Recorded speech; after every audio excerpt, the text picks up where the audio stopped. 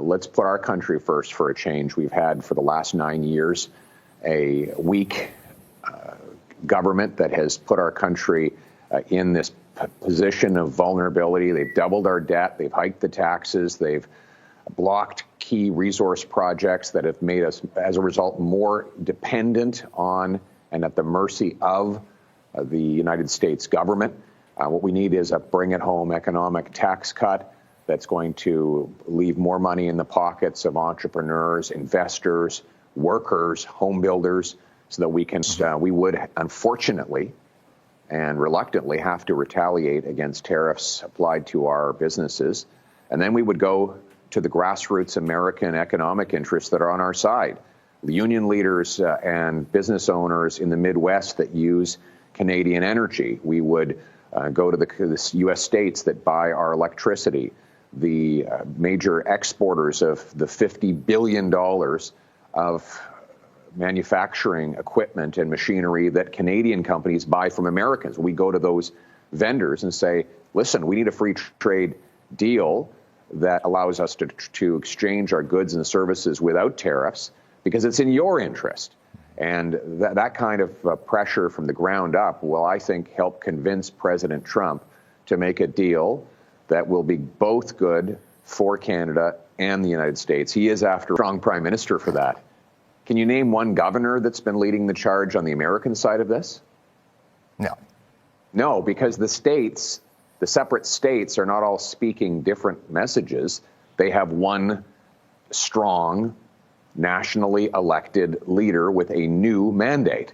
And on this side, we have a weak, effectively former prime minister who's thoroughly discredited and widely unpopular. He has no credibility with anyone. And then you have a squabbling group of other liberals fighting for political power.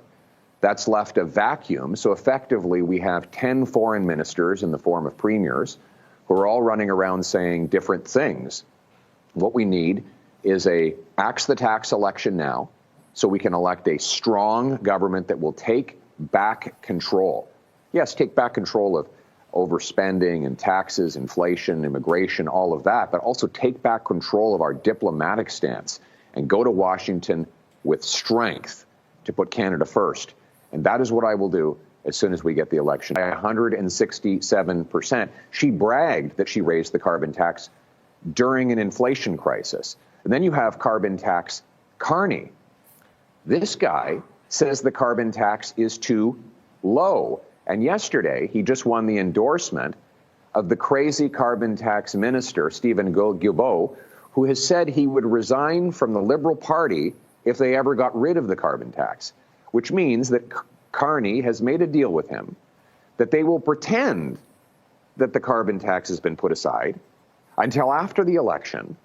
And then if they win, not only will they bring it back, they will raise it higher than ever before.